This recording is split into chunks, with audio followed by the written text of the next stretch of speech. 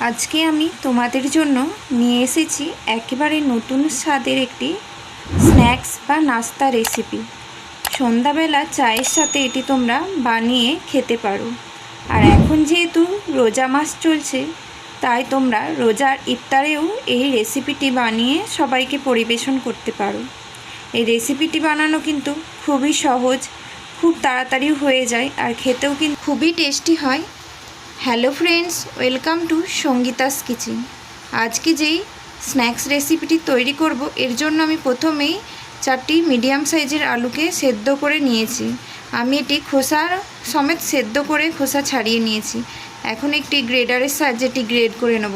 আলুটা তবে খুব ভালোভাবে ঠান্ডা হয়ে গেলে তবেই করবে। এরপর এতে দিয়ে দেবো 2টি চিজ। আমি এখানে আমুলের চিজ কিউব নিয়েছি, তোমরা চাইলে যে কোনো প্রকার চিজ ব্যবহার করতে পারো। তারপর চিজটিকেও খুব ভালোভাবে গ্রেড করে নেব। আলুটা ঠান্ডা হয়ে গেলেই তবেই চিজটি গ্রেড করে দেবে, না হলে চিজ কিন্তু গলে গিয়ে হাতে আটকে যাবে, তখন এটি বানাতে প্রবলেম হতে পারে। তাই আলুটি একটু ঠান্ডা হয়ে গেলে তারপর এতে চিজ কিউবটি ব্যবহার করবে। এরপর এতে দিয়ে দেবো 1 টিস্পুন চিলি ফ্লেক্স। এর পরিবর্তে তোমরা কাঁচা লঙ্কা ব্যবহার করতে পারো, আর স্বাদ মতো লবণ। এরপর এতে দিয়ে দেবো 2 টিস্পুন কর্নফ্লাওয়ার দেওয়ার পর খুব ভালোভাবে এটিকে মেখে নেব। আমি এখানে কর্নফ্লাওয়ার ব্যবহার করেছি, তোমাদের কাছে যদি একদমই কর্নফ্লাওয়ার না থাকে তার পরিবর্তে কিন্তু ময়দা ব্যবহার করতে পারো। এরপর আমি এখানে আরও 1 চামচ এখানে কর্নফ্লাওয়ার ব্যবহার করে নিয়েছি, তারপর খুব ভালোভাবে মেখে নিয়েছি।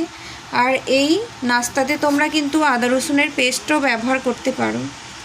এরপর এটি মাখা হয়ে গেলে আমি একটি বাটিতে 1 টিস্পুন ময়দা এবং 1 টিস্পুন কর্নফ্লাওয়ার ও খুব সামান্য লবণ দিয়ে অল্প কিছুটা জল দিয়ে খুব ভালোভাবে একটি পাতলা ব্যাটার তৈরি করে রেখে দেবো। এই ব্যাটারটি কিন্তু পাতলা একটু তৈরি করতে হবে। এরপর আমি এই নাস্তাটি তৈরি করার জন্য এখানে কিছুটা সেমাই ব্যবহার করব। এখানে আমি 1 কাপ পরিমাণ সেমাই ব্যবহার করেছি, তোমাদের যতটা লাগবে সেই অনুযায়ী ব্যবহার করবে। এরপর হাতে খুবই ভালোভাবে তেল মেখে নিতে হবে। যেহেতু এতে চিজ দিয়ে আছে তাই এটি একটু হাতে লেগে যেতে পারে, তাই হাতে অল্প করে তেল মেখে নেবে, তারপর এটি বানাতে খুবই সহজ হয়ে যাবে। এরপর এই নাস্তাটিকে আমি প্রথমে আগে থেকে তৈরি করে রাখা কর্নফ্লাওয়ার ময়দার ব্যাটারে দিয়ে দেবো।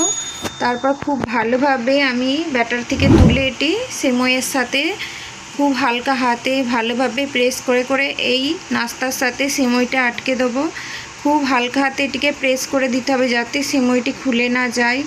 এইভাবে আমি এখানে হার্ট শেপ দিয়ে এটি তৈরি করে নেব। তোমরা এই নাস্তাটি যে কোনো শেপ দিয়ে তৈরি করতে পারো। এইভাবে কিন্তু আমি বাকি সমস্ত নাস্তাগুলি তৈরি করে নেব। আমি এখানে সেমাইটা কিন্তু মোটা ব্যবহার করেছি, তোমরা চাইলে পাতলা সেমাইটাও ব্যবহার করতে পারো। আর আমি এই নাস্তাটি ভেজে নেওয়ার জন্য আগে থেকেই কড়াইয়ে তেল গরম করতে দিয়ে দিয়েছিলাম। এখন এই গরম তেলে আমি নাস্তাগুলি ভাজতে দেবো। আমি কিন্তু একবারে সমস্ত নাস্তাগুলি ভেজে নেব না, যতগুলি কড়াইয়ে ধরবে সেরকম করে ভেজে নেব। আর এগুলি কিন্তু খুব ভালোভাবে উল্টে পাল্টে লাল লাল করে ভেজে নিতে হবে। আর এই নাস্তাটিকে আমি মিডিয়াম টু হাই ফ্লেমেই ভেজে নেব। আর নাস্তাটি ভাজতে কিন্তু খুব বেশি সময় লাগবে না। আর এখন দেখুন নাস্তাটি পুরোপুরি তৈরি হয়ে গেছে, তাই এটিকে আমি খুব ভালোভাবে তেল ঝারিয়ে নিয়ে কড়াই থেকে তুলে নেব। আর ওই সেম প্রসেসে কিন্তু আমি বাকি নাস্তাগুলিও ভেজে নেব। আর এখন আমার নাস্তাগুলি পুরোপুরি তৈরি হয়ে গেছে। দেখুন নাস্তাগুলি কতটা সুন্দর লাগছে দেখতে। এই নাস্তাটি দেখতে যতটা সুন্দর, খেতেও কিন্তু খুবই সুন্দর হয়। একবার অবশ্যই এইভাবে বাড়িতে বানিয়ে ট্রাই করে দেখতে পারো। আর এই নাস্তাটি তোমরা যে কোনো প্রকার সস বা টমেটো কেচাপের সাথে পরিবেশন করতে পারো। আর আমার এই রেসিপিটি কেমন লাগলো কমেন্ট করে অবশ্যই জানিও। রেসিপিটি যদি ভালো লেগে থাকে তাহলে বাড়িতে একবার অবশ্যই ট্রাই করে দেখতে পারো। আর আমার ভিডিও যদি ভালো লেগে থাকে ভিডিওটিতে লাইক, কমেন্ট, শেয়ার এবং চ্যানেলটিকে সাবস্ক্রাইব করে পাশে থাকা বেল আইকন প্রেস করে দিও, যাতে আমার ভিডিওর নোটিফিকেশন খুব সহজে তোমাদের কাছে পৌঁছে যায়। আজকের মতো ভিডিওটি এখানেই শেষ করছি। ভালো থাকবেন, সুস্থ থাকবেন, ধন্যবাদ।